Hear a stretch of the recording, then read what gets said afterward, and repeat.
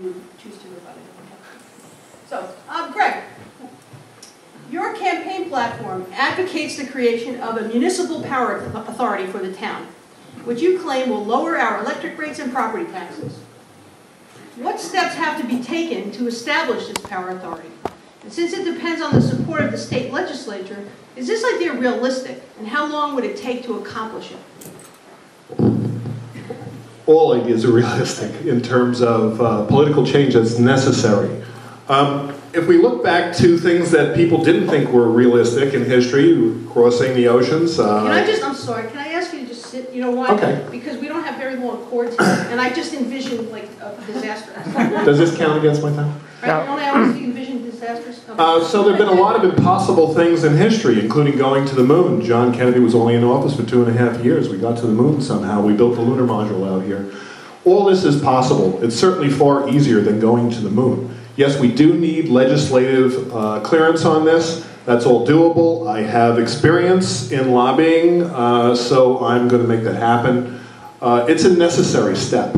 We need local energy policies. We can't just wait for Washington to do all this for us. We need to cut our costs. Now, if we look at green, there hasn't been a municipal power authority created out here in I think about 80 years. That doesn't mean it's not doable. Greenport pays 40% lower electric rates. I think we can get lower than that. We're going to have to. If you lower electric rates, now you have those line items for electricity cut on the town budget. We start to push fuel oil line items into geothermal heat, which they should do now and cut those lines in half anyway. Sorry, Matt, you won't be delivering there. But if we also then cut the rates further with Power Authority, now we've cut those line items 75%. A lot of cars for government can be turned over to electric. So we've cut fuel, gasoline line items. This has to be done. We have to find a way to cut costs. We can't just talk about, oh, we're going to cut costs. We have to have definitive plans, tangible plans, and these plans are, like most good plans, will last beyond an administration. One of the failures of America right now is we plan quarter to quarter, we plan too short term. This is an important step. We have to do it. It can't be done. Problem with the timekeeping. Sorry. Does that count against my time? So, this is really critical. You have to look at things that underlie government costs. You can't just continue to cut labor. We needed those services. They arose in an ecology of our community, and we need them for a reason. And also, you know, just cutting people, where are they going to go? I mean, we have to stimulate this economy. This is a big step towards stimulation of our economy. Thank you. That was the right. What's your water then? Okay, Phil. It's your turn. What do you think of the idea of a municipal power authority for the town? And, is it a good idea, a bad idea, or what would you do instead? Well, the electric rates are probably the greatest problem facing all of Long Island, so I certainly wouldn't disregard any idea that would reduce them. We have the highest rates on Long Island of anywhere in the world or in the country other than Hawaii, where my son lives, and he tells me. Whatever can be done, we should do. So I haven't studied it as Greg has, but I can tell you when I was supervisor and when I was councilman, we looked at the existence or the creation of a power plant at the site in EBCAL at great length. And we had a consultant with the town for that purpose. And even the siting of a plant at that site, which is possible, even the siting would have great potential for reduction of the rates for the town of Riverhead. They have to go through an exhaustive procedure to site a plant there, and if it's sited within our community and the land is sold, it could reduce rates significantly. If I speak like this, you can hear me? I don't have to hold the microphone? I think the mic's picking you up. Okay. It sounds like an interesting idea, but let's face it, folks, the government is probably in the worst position to manage anything, and creating another government bureaucracy by setting up another LIPA in the town of Riverhead, in my opinion, isn't going to cut rates. The much better thing to do, and incidentally, the town did research this. I was in the town attorneys at the time, and the LIPA law precludes us from doing it. You'd have to change the LIPA law. So good luck. You're not only fighting the state legislature, you're fighting LIPA. So rather than do that, the better idea is to continue down the road of doing things like the solar. We had the opportunity to do solar at the town landfill under the former supervisor, and we lost out because It went to Brookhaven National Laboratory, and that went because we were too greedy in the town. We're looking at solar at the landfill again. George Gabrielson is spearheading that project, and he's going to be making some announcements pretty soon. We also looked at putting a windmill at the sewer treatment plant. In fact, I went all over New York State with Councilman Gabrielson to look at windmills. Those things will directly feed into our electric needs of the town and reduce costs significantly. And if we can reduce the town costs, we can reduce the taxes. So I think we should stick with what we know. Okay. Greg, what about First, yeah, I want to thank Mr. Cardinale. I take that as an endorsement that he thinks it's a good idea. He was in office for a long time. We need to have a lot of ideas that are good, and we need to act quickly. We need to look at what is going to become, what new candidates are going to bring to this party. This was planned actually 10 years ago and 25 years ago, and it was shot down for bad reasons, saying that the electric rates were cheap and it wasn't cost effective. We all know that was a stupid idea in hindsight. Today's spot price on electricity, if we buy it for the town, is 5 cents a kilowatt hour. That's what it was today. We don't have to build equipment right away. We don't have to put in the infrastructure right away. We can switch over right away and have dramatic savings today, or as soon as we're allowed to. We do have to do some legislative work, as Mr. Walter said. So building the equipment can take some time, but no more naysaying and no more that we can't do it. Under Mr. Walter's, his response now, he almost recommends disbanding the Water Authority. This is going to be no different than the Water Authority. It's the exact same thing. Excuse me? Okay. Do we get a rebuttal to that rebuttal? Because I don't remember talking about the Water Authority. No, but you Now said, That was me. you said the authority would create more costs, and it's not true. The Water Authority creates less costs. Comes the gavel. Okay. Okay, next, Phil. Question regarding EPCAL. You have stated your opposition to the VHB study and the plan of the current town board to subdivide the former Grumman site into lots smaller than the 750-acre parcel that you unsuccessfully attempted to sell at least twice during your tenure as supervisor. If under a new Cardinale administration, the town were to try to sell the property in bulk again, as you have indicated would be your preference, why would the next go-round have any different result? What would you do differently? I'm thankful for the question, because I think this is a very major difference between Mr. Walter and myself. The way I advertise it is, if you like to make money at EPCAL, choose my plan. If you like to spend, choose my opponents. We made, first of all, when I left office, there were 2 contracts in place calling for the production of $180 million. Both those contracts died on Mr. Walter's watch, so you should ask that question to Mr. Walter about why that happened. We all understand that Riverhead Resorts, after spending $22 million, $8 million of which we kept, and are using it to stabilize your taxes this year, we all understand that they didn't have the money to proceed. Mr. Reckler, when he left, made caustic comments about the board and about the fact that they did not understand business, that they did not understand the contract, and they didn't bother to try to learn. So what I would do at EPCAL, unlike my opponent who is spending $500,000 on a needless study that he promised he would not purchase when he made his inauguration remarks, he is then planning on proceeding to study, subdivide, improve, and develop at our expense as taxpayers, effectively making the public the developer. Bad idea. Very bad idea.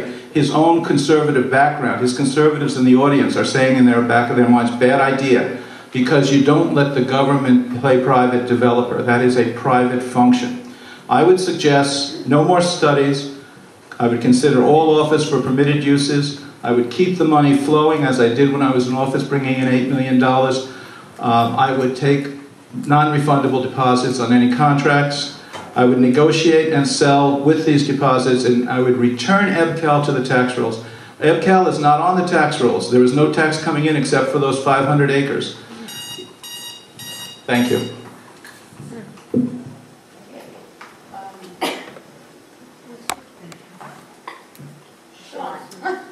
The definition of insanity is doing the same thing again and again and again and expecting different results. we've heard this many, many times. I don't even understand why we would be talking about going backwards to where we never sold. In the best of economic times, we never sold not one scrap of property at EPCAL. What did we do? We dawdled.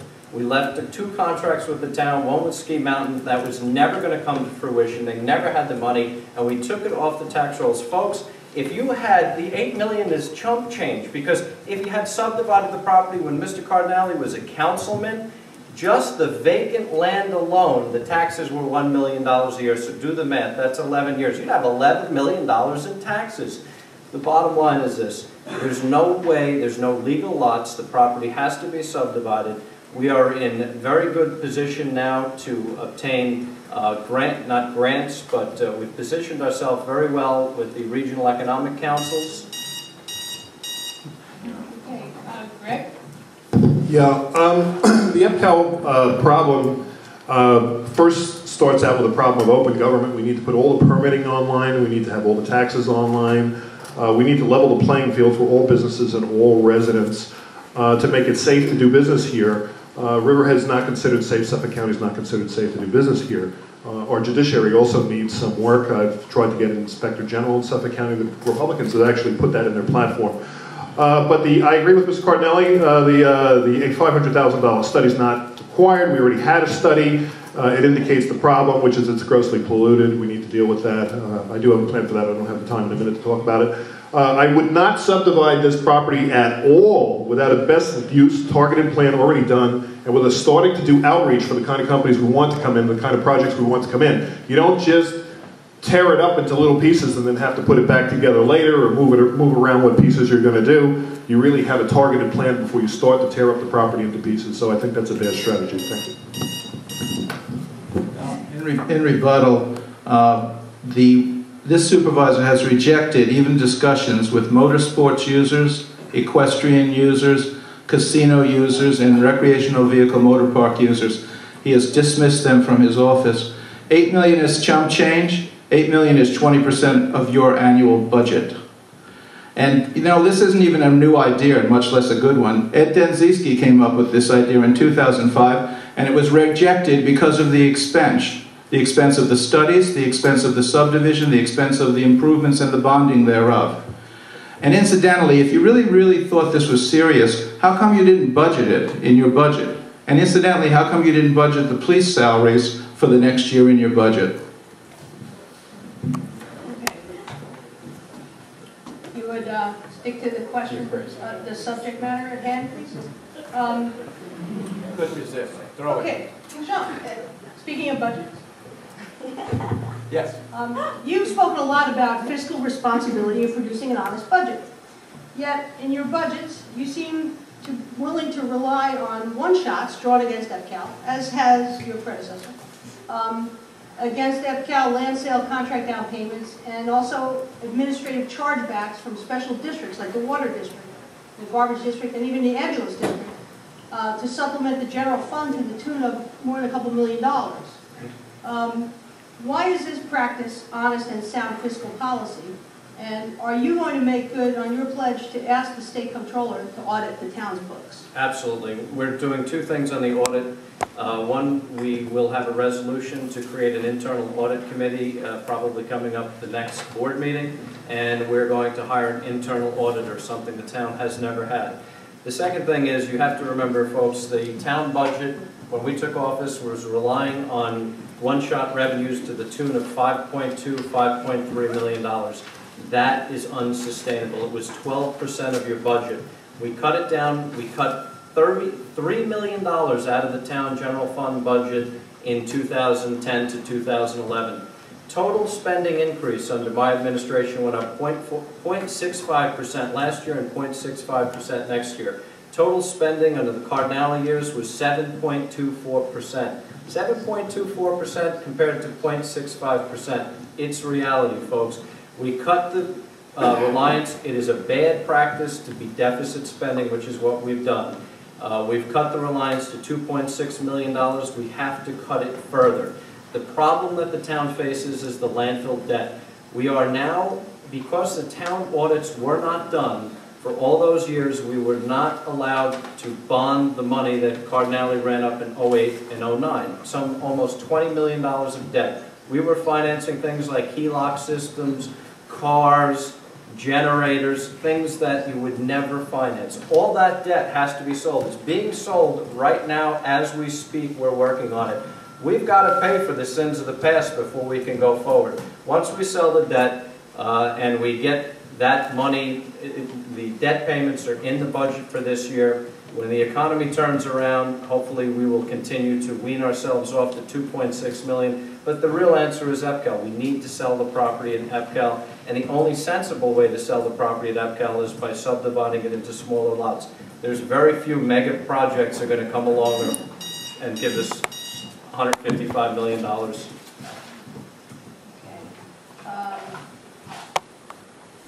Greg?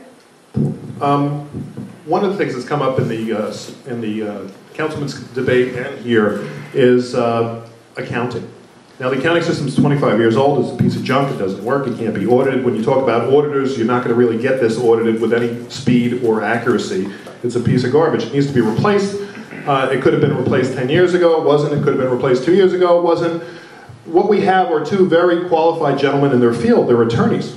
But they're not qualified as business people. They don't recognize the problem. They don't know how to fix it. That is my background. Line item review, as the council people talked about, is nearly impossible with a system that is not accurate, not auditable. So you can't even talk about where to cut, where to improve, what to spend, what to forecast. The thing is rotten at the core. So we have to really look at the management issues of town hall, and it just hasn't been correct forever.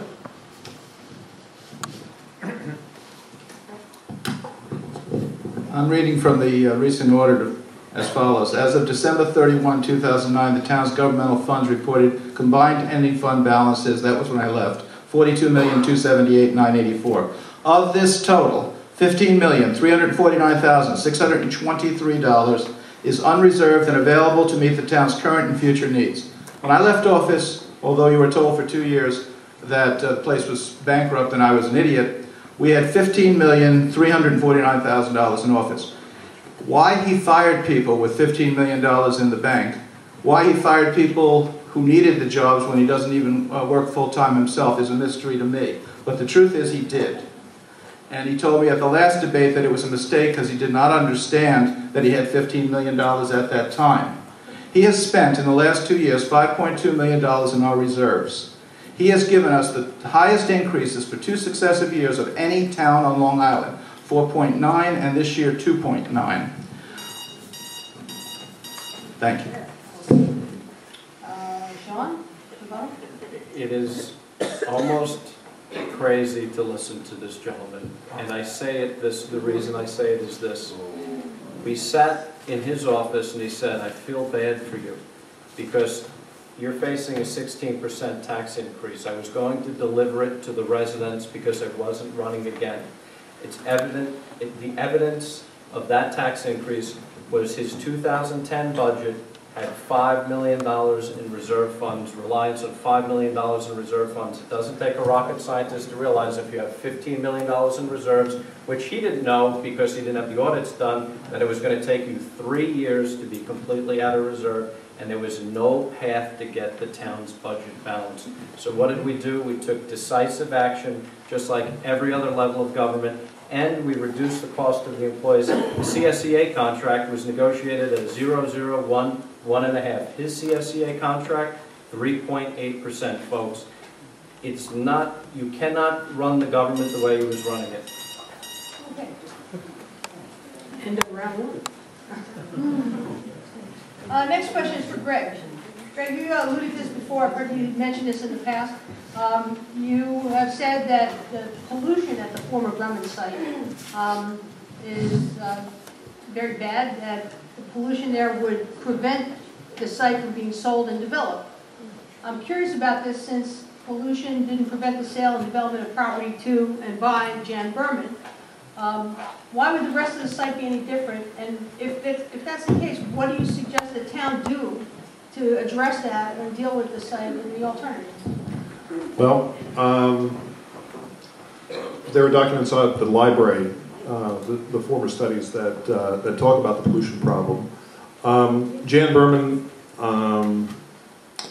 bought the existing infrastructure for about $10 a square foot. That was also crazy. I don't know what you'd have to pay nowadays to get that built, $200 a square foot or more. But he's not really digging into it. What happens is if you dig into it and you hit pollution, you're now responsible for cleaning it up. If you happen to buy one of those lucky squares, that gets cut out. The first person that hits the pollution is certainly going to tell everybody else. And that will be the last piece you sell. Not to mention the fact that, you know, I don't know anybody crazy enough to actually to take that leap and to want to do that remediation. This is again back to we have to do a plan, and there would be cap and cover out there.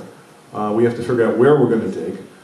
We do have to hold the Navy accountable for cleaning up a lot more than this. I think we can do that.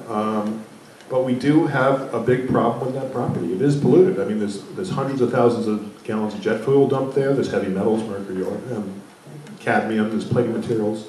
There's a lot of stuff out there. And there are other people far more expert in the degree of the problem. But what is true is when this stuff was dumped in open ground, and way back a lot of this was dumped in open ground, even by our dump, there was other dumping of liquids on open ground. We get 90 inches a year of rain here in the Northeast in Long Island, and that pushes it down. So we do have to do a cap and cover, we do have to do our own remediation, and it's going to take a lot of work to figure out what the best way to fix this is, but we certainly can't have it go unattended. Do you think it's undeveloped? Sorry. No, I do think anything can be developed. You can cap and cover anything, and you know, we have to see what kind of waivers we're going to get in terms of whether we really have to remediate completely and dig down till we get all of it, or can we, you know, move it somewhere, or it's going to be a creative process. But we have a big and a very serious pollution problem. It's very toxic. Okay, thank you. Bill? We have an unusual situation here. Both Greg and Sean are right. Thank you, Phil. Greg is right that the piece is polluted, but as far as I knew in my years there, the pollution was limited to that portion of the piece that was not transferred to the town of Riverhead. And therefore, to me, that fact, and it is true, I mean, you don't know where you're going to find pollution when you start developing, but that fact urges me to sell it to a private developer who will then develop the site at risk of the private developer and at the profit of the private developer, and I would be in it for the taxes, and I wouldn't be spending money as my opponent, Sean, is doing.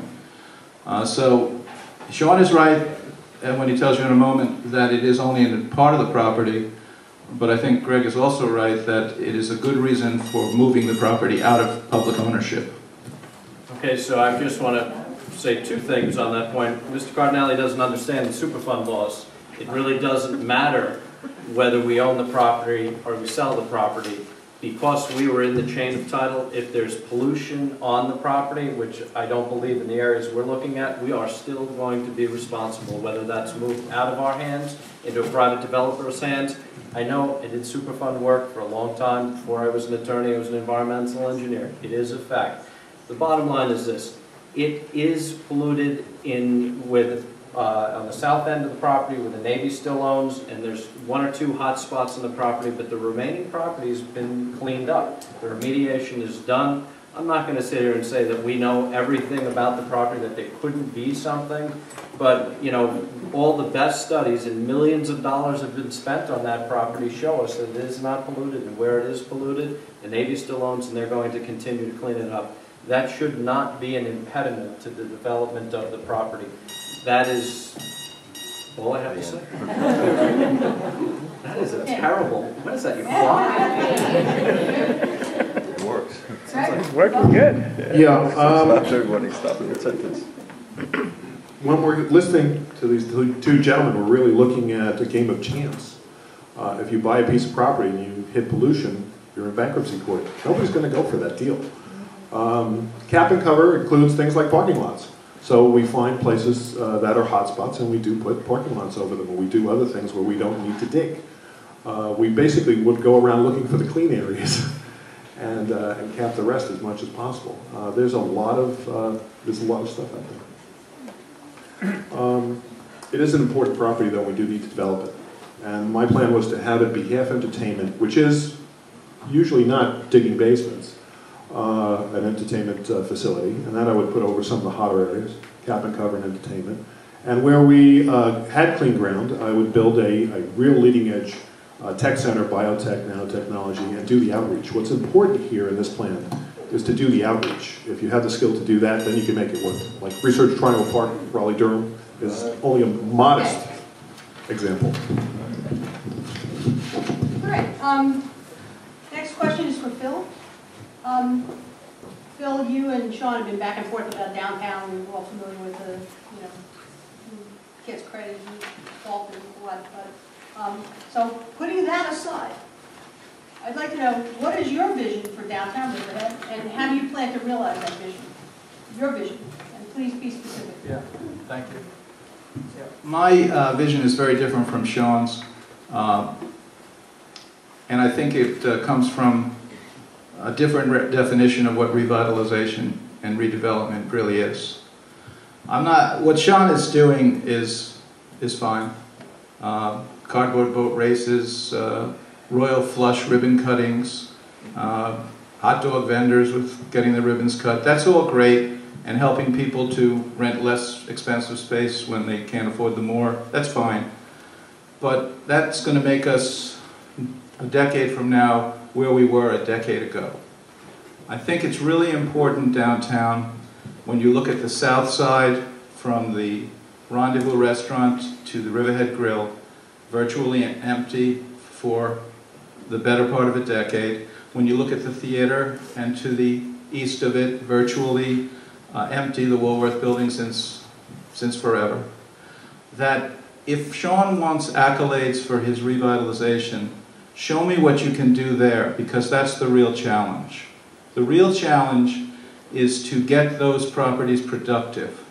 And it is my view that in order to do that, you are going to have to bring in a major project with a major developer, with major money, major vision, and transform Riverhead to a place where people want to come. They are not going to come to shop downtown. We know that. We've talked about it since Tanger, since before Tanger, and that's already a decade. We need a major developer. We need a major vision.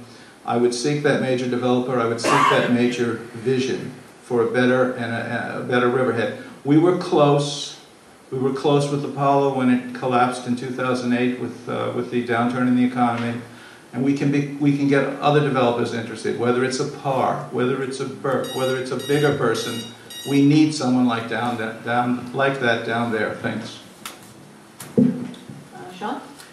I don't disagree, Phil. There are certain stores that probably are slated to be torn down. But the bottom line is this: the store-by-store, block-by-block approach, where we cut a ribbon on every vendor and hot dog cart that comes along, and we have cardboard boat races, and we have things like car shows, and we bring thousands of people to downtown, and the restaurants tell us that Thursday nights when the car show happens is just as nice as profit-wise as Friday, Saturday, and Sundays. Those are the seeds that start something. We've sown the seeds. The major project I'm working on, I've been working on it for 18 months, is an 8-screen multiplex. I can tell you, I don't know whether it's going to happen. Ron Parr signed a confidentiality agreement. Regal Cinemas, they're costing the project out right now. That may come to pass. I was contacted by somebody today to open a movie theater down on Main Street.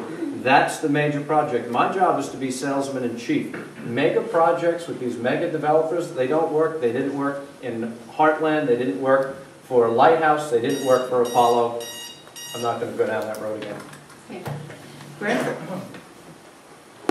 Okay, I just want to say one thing quickly. An 8-screen theater on Main Street could be limited by parking. It seems like it would be, just like the Hyatt is limited by parking. That was a bad plan for that site without parking. However, to deal with the bigger problem of Main Street, what I'm proposing is a creation, another piece of innovation, a vacancy tax. Now, government always meddles in your private lives and in your business. We just have to be sensitive about it and creative about it and do it in the right way. And this would be a modest tax. Maybe we're looking at a 0.5% after 1 year of vacancy, 1% after a year, and progressively forward from there.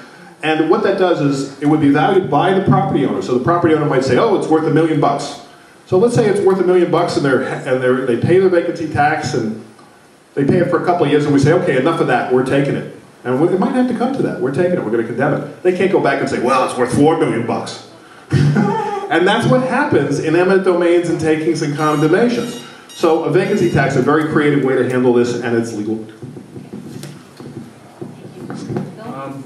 I think it's important to understand what revitalization is not. It's not ribbon cuttings. It's not cardboard boat races. Those are good things. I would want to continue them, but it really isn't that. I think it's important to understand what revitalization is. And if you do, you see that every bit of revitalization downtown occurred during my tenure as supervisor. We have the new courts, 10 of them. We had the parking lot to service them. We had the aquarium. We had the Culinary Arts Institute. We had the Hyatt Hotel. We had 1 East Main Street. We got the grant for the Summerwind project. We got the grant, $2.1 million. We got the grant for the Hyatt project, $2.5 million. We discussed with the people at the project, that restaurant, that site. When Sean came in, to his credit, he continued that work. But the truth is, it was working. It could work again, and we need more downtown than simply what he's giving us. It's not enough. It hasn't been enough for decades. We have to think bigger. We have to have some vision. Thank you. The next question is for Sean. Sean, you have expressed your disappointment with some aspects of the 2003 master plan. I won't quote you, but you have expressed disappointment. I would like to know what specifically would you change about the 2003 master plan, and why would you change it? Well, I think part of the problem that we had in the 2003 master plan and its adoption was not a proper balance on the town board. You had 3 members from Jamesport, and Jamesport, I want to say the zoning is quite a bit different from Wading River. What are we going to do in Wading River? We're going to continue the corridor study that was started in Port Jefferson along 25A and look for different zoning uses. There are other things that may be palatable to the public and to the owners of the property. We're going to look at those things and try to update the master plan for Wading River. There are so many different things that don't work in the master plan, but it's not time. I'm not about to dismantle it, but I'll give you an example, and there are many examples. We have industrial C zoning. Industrial C zoning is manufacturing. Manufacturing is something that you would require outdoor storage. Guess what? In industrial C zoning, you can't have outdoor storage. Down to Riverhead, surrounded by water. Well, not completely surrounded, but the only place that you can have a marina is in downtown Riverhead. Now there was some other plan that was supposed to be done to make marina zoning. It was a good start, but it is not the Bible. It needs to be amended and it needs to be looked at, and there were big portions of it that, I'll give you another example. It talks about having an assisted living community, but no assisted living community was ever designed. We're doing that now. But then it talks about assisted living communities should be any hamlet in the town. Well, I think that's silly. An assisted living community is a very commercial type setting. That should go in your downtown, your Route 58 area. So I don't agree with the master plan there.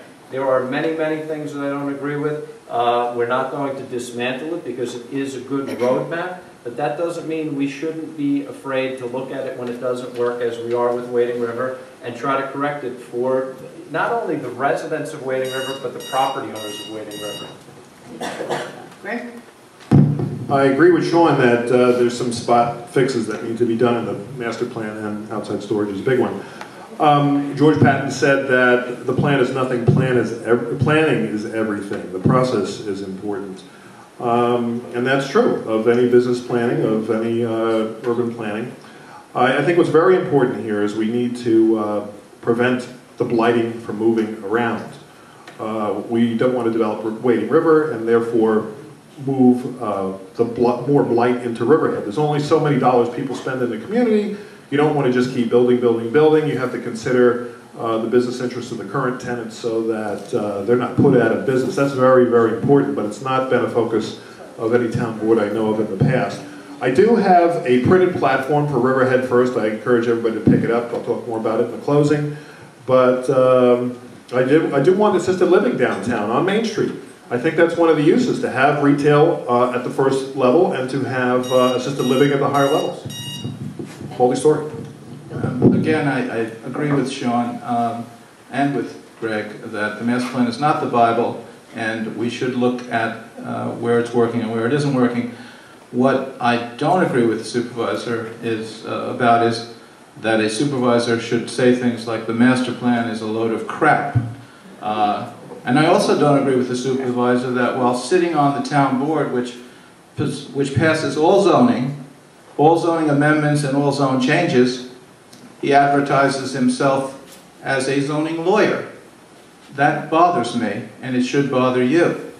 And finally, I don't agree when we repeatedly, in service to real estate and developer interest, disregard zoning for the benefit of those supporters. That is something that led me, out of a very happy retirement, to run those three things. There you go again, Phil. Part-time lawyer, that's all you got. Part-time lawyer, zoning lawyer, doing things for the interests of the people that are clients. That is almost the most blatant lie that I've heard in this campaign. The bottom line is this, folks. We are going to amend the master plan where we need to amend the master plan, and we are going to make it work for Wading River, for the residents and the property owners of Wading River, because nobody in Wading River is happy completely with what it is, whether you're the property owner or the residents, and we will go through and amend other areas of the zoning that we have to. It has nothing to do with personal attacks on whether I'm practice law or you practice law. It has to do with getting the job done, and if you re-elect me, I'm the guy that got the job done for the past 2 years on Main Street. I'm the guy that's going to get the property subdivided at EPCAL, and I'm the guy that's going to balance the budget. It hadn't been done before. Okay. All right. So all good things must come to an end. As much fun as this is. I have a couple more questions I can ask.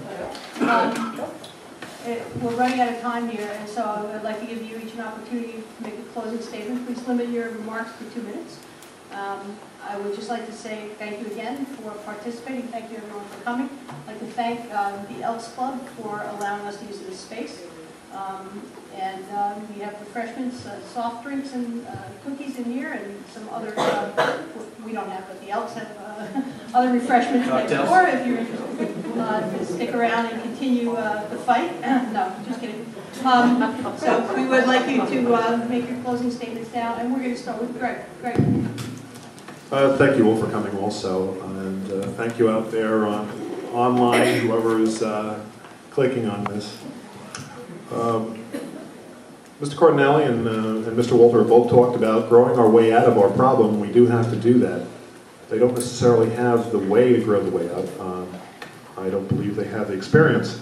I don't pretend to be a lawyer, even though I do legal work. It's not my expertise. My expertise is in the planning and the business. And that started a long time ago, over 30 years ago. That's what experience gives you, and that's what you bring to this job. You're hiring somebody with your vote to do this job. I hope that in some of what I've said, I've shown you some creative solutions. The intent was to shock and awe. The intent was to give you things you've never heard of before, to create things for you, before you. The intent was to give you plans that would impress you, plans that would energize you, and plans that would make you think. If you look around this room, the average age is over 50. That's the problem. We're chasing the kids out of this town. The opportunity isn't here. The opportunity is not here. These kids are voting with their feet. They're leaving. A lot of them that are in Riverhead don't register. A lot of older people are not re-registering. They're not going to the polls, and they're letting their registrations lapse. I register them when I go by houses where I see there's nobody on the list. And I actually knock on the door and say, are you registered? A lot of them say no. But please pick up this Riverhead First written plan. They're out by the door. A couple of little things that the PD is now certified, so that's not needed anymore. The vacancy tax is not on there. I'm willing to discuss it more. I want to have incentivized politics, and it's going to start with me first. What I'm going to do is actually take all of my net salary and put it in escrow at the town attorney. All of it, 100%. And we're going to set certain goals. And just to start, if I achieve 4 of these major projects, you pay me. Otherwise, you pay me a percentage of that. If I don't achieve anything, you don't pay me. Thank you. Phil? Martin Luther King said, "The day we become silent about things that matter is the day our lives begin to end."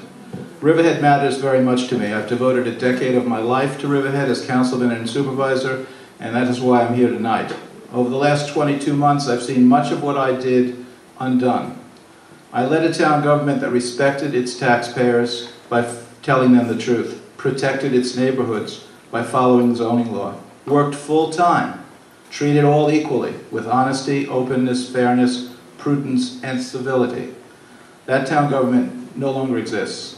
In its place is a town government which burdens its residents with the highest tax increase on Long Island 2 years running, enters into a no-bid contract with a relative of the supervisor's secretary, ignores FOIL requests, disregards zoning to benefit supporters, tolerates a supervisor who calls the master plan a load of crap, and advertises himself at the same time as a zoning lawyer.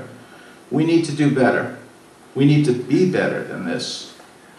Riverhead needs a supervisor who understands that he is a servant to the public and not their master, and that leadership is like the Bible says, acting justly and walking humbly. How much walking humbly have you seen? Riverhead needs a supervisor who understands that rule of law and equality under the law are not just words, but are the fundamentals of democracy. Riverhead needs a supervisor capable of civil discourse with his own town board members and with the public. We do not have such a supervisor today. We must learn again to respect people and attack problems. Polarization does not work, cooperation does, by inspiring mutual respect and cooperation and finding solutions. To solve our problems, we need to stop screaming at each other and start talking to each other with a new spirit of humility and hope. There is a better way for Riverhead. I ask for your vote, November 8th. It's interesting, Supervisor Cardinale's entire campaign involves name-calling, all the things that I did wrong, whether it's part-time supervisor, whether it's FOIL requests, whether it's whatever with the master plan. And the bottom line is this, folks. Do you feel it? Do you see downtown coming back? Do you feel the energy? Did you go to the car show? Did you go to the cardboard boat race? Did you go to the Riverhead project? Have you been to Cody's? Have you seen the foot traffic on Main Street? You could go back to this gentleman sitting to my right, and you will have stagnation or paralysis by analysis. That's what we did for 10 years. It's not that way anymore. There are no ski mountains. You don't see us trying to just give away the property in the worst economic times. You see, folks, it makes no sense when property values are as low as they are to try to sell the property.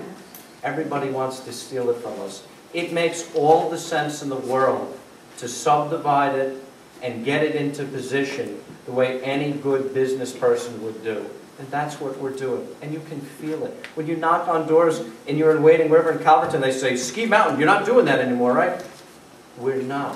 When they come and say, listen, I went to the cardboard boat race, or listen, I've been to one of the concerts on Main Street, I can't believe that bar Cody's. You feel it, you know it's happening. And you know in your heart of hearts that I did not screw the budget up in 1 year. It isn't even possible for me to have screwed the budget up. I wasn't in town hall long enough. You know it in your heart of hearts when you know that the financial the audits were not done for 2 years. You know I couldn't have done that. The gentleman sitting to my right caused those problems. And yet, as I open everything, he blames me for the last 10 years and takes credit for everything in the past 2 years. You know it's true, folks. You know we're in a better position now. Ask for your vote November 8th. Well, thank you very much. Thanks again.